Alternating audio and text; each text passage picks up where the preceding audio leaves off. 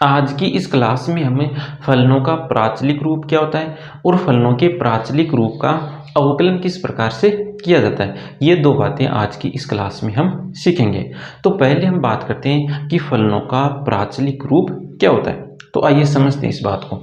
यहाँ पर देखो एक फलन लिखा हुआ है f(x) बराबर x square minus 3x plus 2।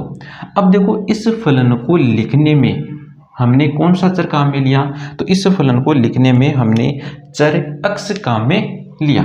इस फलन को लिखने में हमने कौन सा चर काम में लिया, चर x काम में लिया। और सामान्यतः सभी फलनों को लिखने में चर x ही काम में लेते हैं।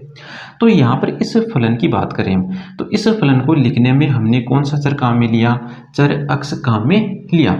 इस कारण इस फलन को कहेंगे कि ये फलन f(x) चर x के पदों में लिखा हुआ है। इस कारण इसे क्या कहेंगे कि ये जो फलन f(x) है, ये फलन f(x) चर x के पदों में लिखा हुआ है। अब हमें ये पता है कि f(x) को हम y के द्वारा भी दर्शाते हैं। फलन f(x) को किसके द्वारा दर्शाते हैं, हम y के द्वारा भी दर्शाते हैं। तो इसी लाइन में हमने f(x) की जगह y रख दिया, तो ये लाइन क्या बन गई, फिर y चर x के पदों में लिखा हुआ है। ये लाइन क्या बन गई कि y चर x के पदों में लिखा हुआ है। अब देखो हमने कोई दो फलन ले लिए, जैसे एक फलन तो हमने ले लिया y, एक फलन तो हमने क्या लिया y, और एक फलन हमने ले लिया x। ये दो फलन हमने ले लिए और इन दोनों फलनों को हमने एक ही चर के पदों में लिख दिया। हमने क्या किया, हमने दो फलन लिए, एक फलन लिया y और एक फलन लिया x, और इन दोनों फलनों को हमने एक ही चर के पदों में लिख दिया।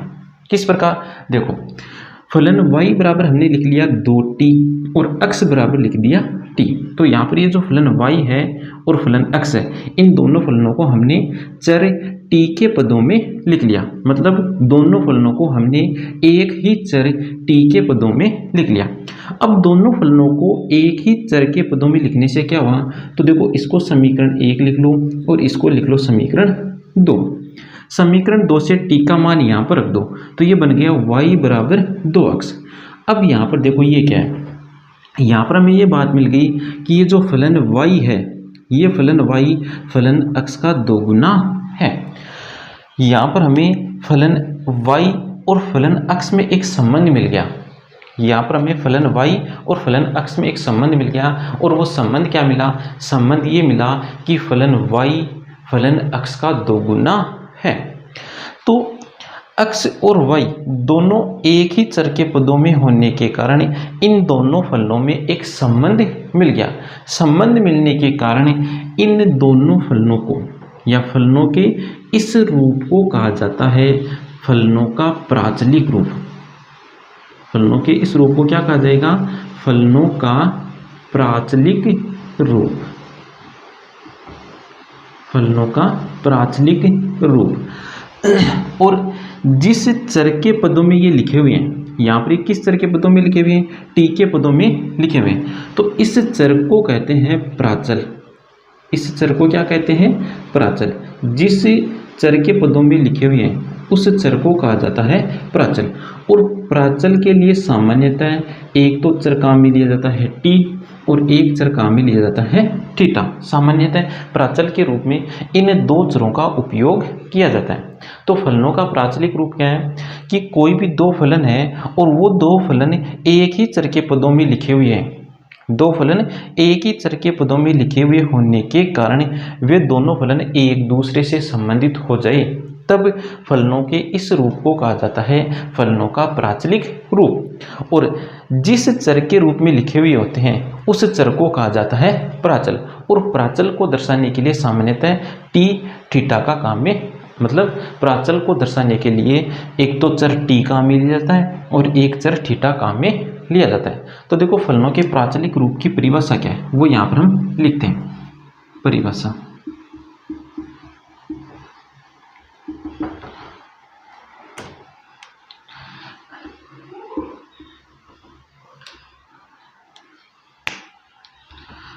यदि दो फलन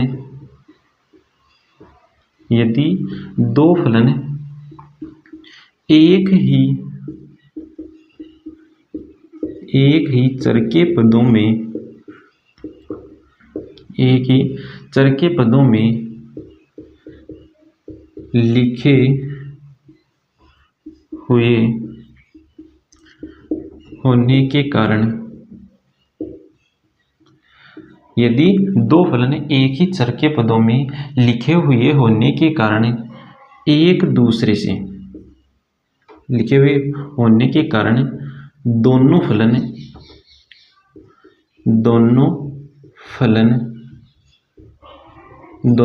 फलन एक दूसरे से संबंधित हो जाए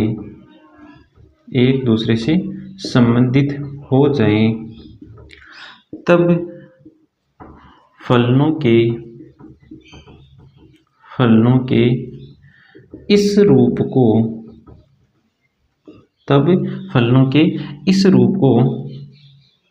फलनों का प्राचलिक रूप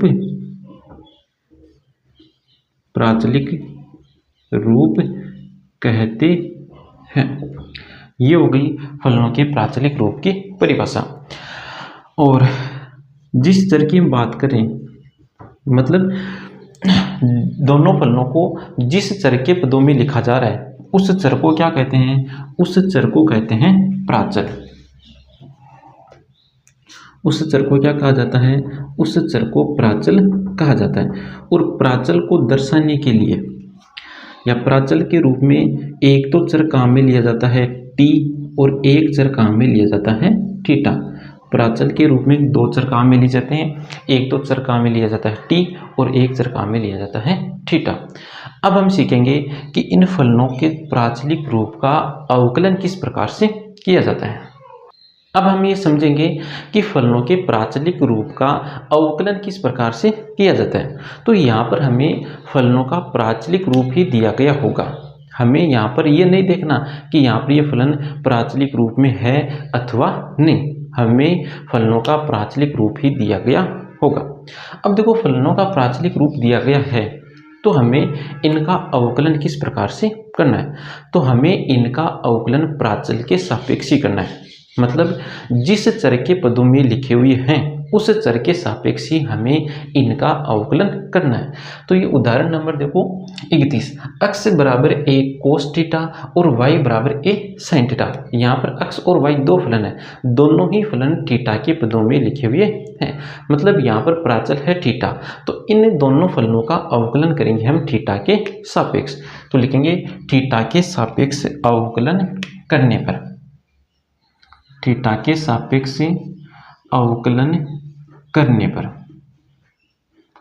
तो थीटा के सापेक्ष अवकलन करते हैं तो x का थीटा के सापेक्ष अवकलन होगा dx बाई डी थीटा।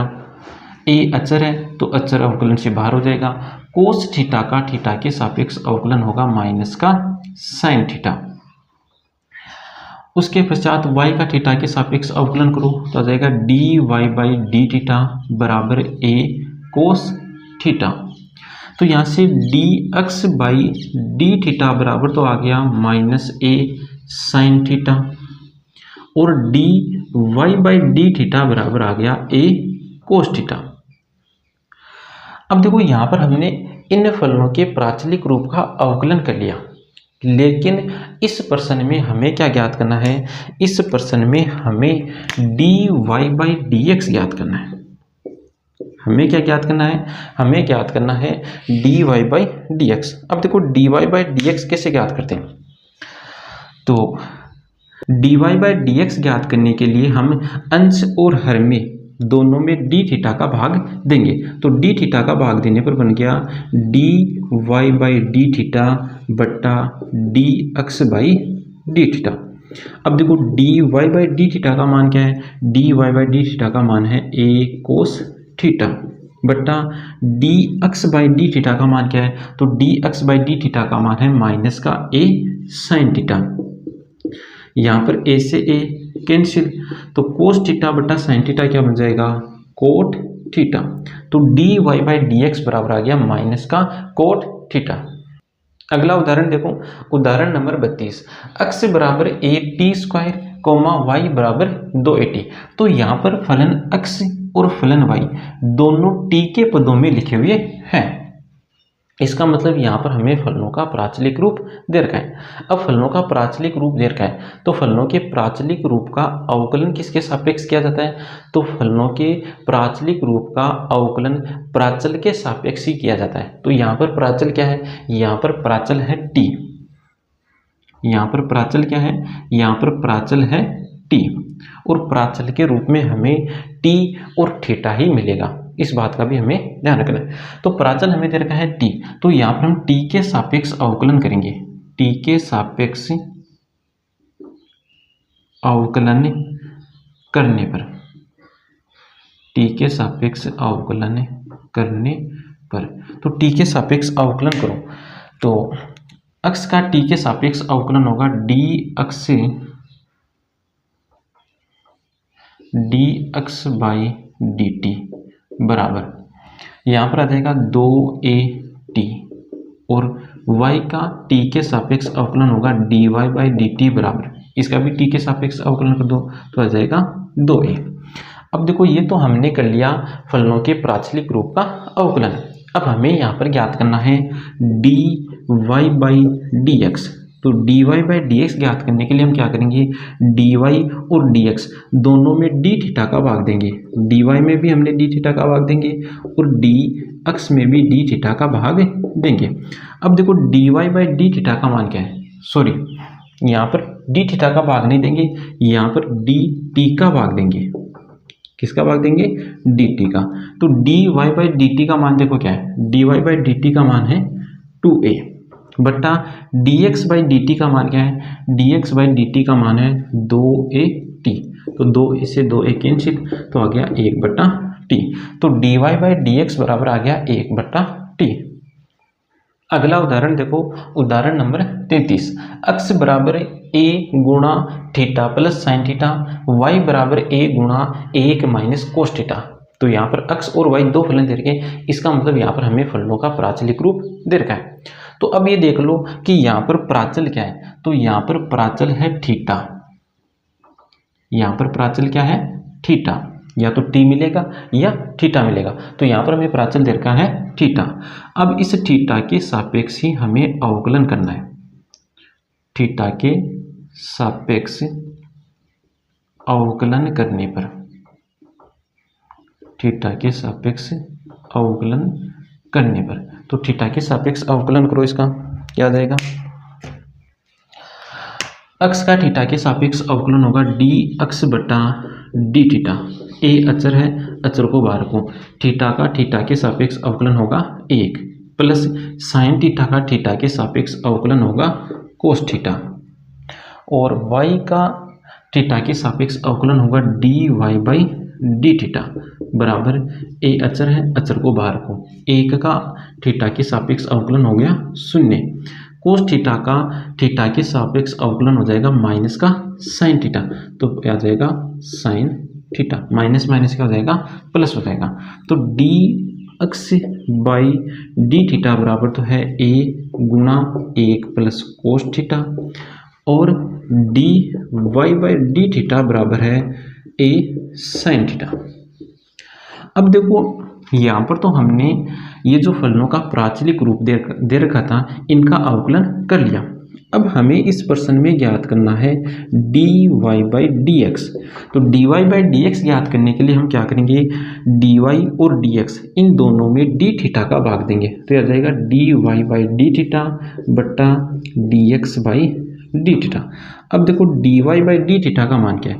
तो dy बाई डी थीटा का मान है a साइन थीटा बटा dx बाई डी थीटा का मान क्या है? तो dx बाई डी थीटा का मान है a गुणा 1 प्लस कोस थीटा। ए से ए कैंसिल कर दो, जो बच गया वापस लिख दो, तो साइन थीटा बटा 1 प्लस कोस थीटा, ये आ गया dy बाई dx। अगला उदाहरण देखो, इसमें देखो क्या दे रखा है? यदि x की पावर 2/3 प्लस y की पावर 2/3 बराबर a की पावर 2/3 है, तो dy बाई dx ज्ञात कीजिए। यहाँ पर हमें क्या दे रखा है? x की पावर 2/3 प्लस y की पावर 2/3 बराबर a की पावर 3। हमें क्या ज्ञात करना है, dy बाई डी एक्स। तो x के सापेक्ष अवकलन कर दो। x के सापेक्ष अवकलन करने पर,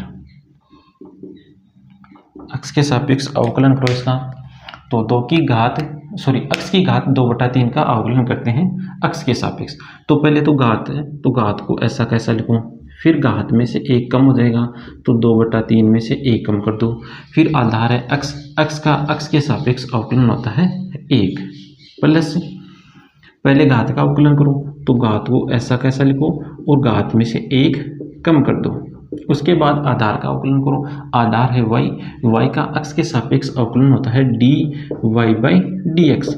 ए अचर है, अचर का अवकलन होगा 0।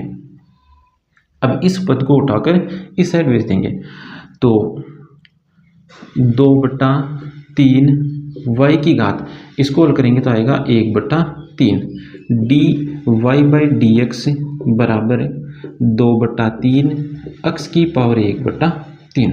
2/3 से 2/3 कैंसिल, तो यहाँ पर dy बाई डी एक्स बराबर आ गया x की पावर 1/3 बट्टा y की पावर 1/3। ये आ गया dy बाई डी एक्स। तो आज की क्लास में इतना ही। आगे के शेष प्रश्नों को हल करेंगे हम नेक्स्ट क्लास में। और क्लास अच्छी लगे तो वीडियो को लाइक करना है, शेयर करना है और चैनल को सब्सक्राइब भी करना है।